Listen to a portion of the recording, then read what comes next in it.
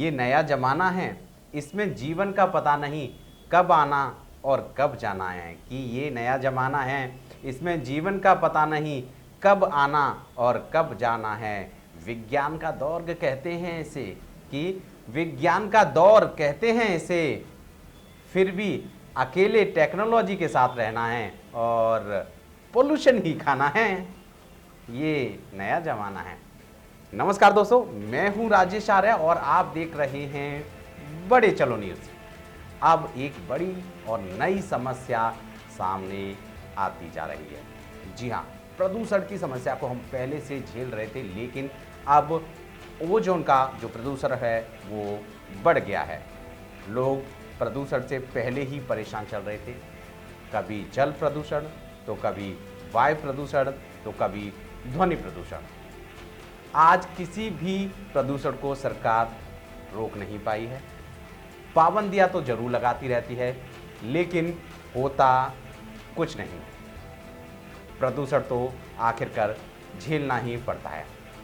ऐसे प्रदूषण की मार में एक प्रदूषण और निकल के सामने आ गया है, जो ओजोन प्रदूषण के नाम से जाना जा रहा है। जी हाँ, ये एक नए प्रकार का प्रदूषण है जिस पर दुनिया की नज़र है, लेकिन फिर भी ये तेजी से बढ़ता जा रहा है।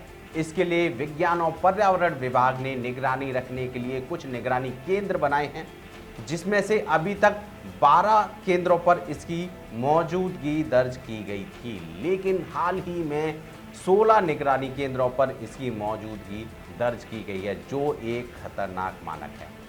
अगर ओजोन के सच में मानक की बात की जाए तो यह एक साल में सिर्फ 2% हो, यानी एक साल में सिर्फ 6 से 7 दिन तक हो तो कोई चिंता की बात नहीं, लेकिन यदि इसकी मौजूदगी इससे ज़्यादा होती है तो यह मानव जाति के लिए बहुत ज़्यादा खतरनाक भी हो सकता है।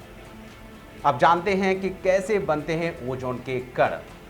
जी हाँ, धूप में नाइट्रोजन ऑक्साइड या वोलेटाइल ऑर्गेनिक कंपाउंड ऑक्सीजन के साथ क्रिया करके ओजोन के कण बनाते हैं, जो वायु के साथ वायुमंडल में फैल जाते हैं और सांस लेने के साथ शरीर में पहुंच जाते हैं।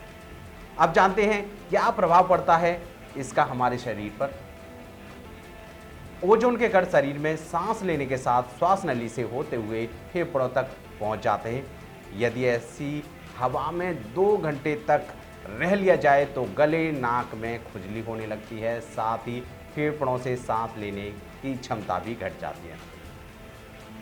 इससे अस्थमा होने के चांस बढ़ जाते हैं, और जिनको पहले से अस्थमा है उनके लिए तो ये बहुत खतरनाक होता है।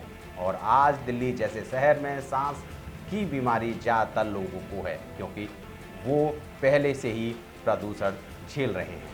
और शुद्ध हवा की बात की जाए तो अब कभी कभी ही मिल पाती है। अब ऐसे में नई समस्या निकल के सामने आ रही है। यदि सरकार इस पर कोई बड़ा एक्शन लेकर इसे रोक लेती है तो ठीक है, अन्यथा तेजी से बढ़ता जा रहा ये प्रदूषण जो इंसान के लिए बहुत खतरनाक हो सकता है। इन सब कारणों की वजह से इंसान की औसतन आयु में कमी आ रही है। अब इंसान 50 साल तक बगैर बड़ी बीमारी के साथ जी ले तो बहुत बड़ी बात है। ऐसे में सरकार इस नए खतरे पर क्या कदम उठाती है, क्या करती है इसको रोकने के लिए। अगर सरकार इस खतरे को भांप लेती है और इसे रोकने के लिए कुछ करती है तो शायद हम और आप इस खतरे से कहीं बच पाएँ। लेकिन जानकारी सबसे बड़ी चीज़ होती है। इस वीडियो का मकसद था आपको इस नई बीमारी से अवगत कराना, इस नई परेशानी से अवगत कराना। ये परेशानी एक बड़ी परेशानी भी हो सकती है। अगर हम खुद से बचाव करना सीख जाते हैं तो ये भी अपने आप में एक बड़ा बचाव हो सकता है। और ऐसा करने के लिए आप आम लोगों तक, दोस्तों तक इस वीडियो को शेयर करके पहुंचा के उनको इस तरह की जानकारी दे सकते हैं। आप भी समाज में एक फ़र्ज अपना निभा सकते हैं जो आपको करना चाहिए। मेरा फ़र्ज़ था आपको इस तरह की इन्फॉर्मेशन लेके आना। मैं राजेश आर्या बड़े चलो न्यूज़ पर ऐसी ही खबरें लेके आता रहता हूँ। अगर आपने चैनल को सब्सक्राइब नहीं किया है तो कर लें, साथ में बेल आइकन जरूर क्लिक कर लें। क्योंकि इसके नोटिफिकेशन आपको मिलते रहेंगे। नमस्कार, बाय बाय, टेक केयर और बड़े चलो।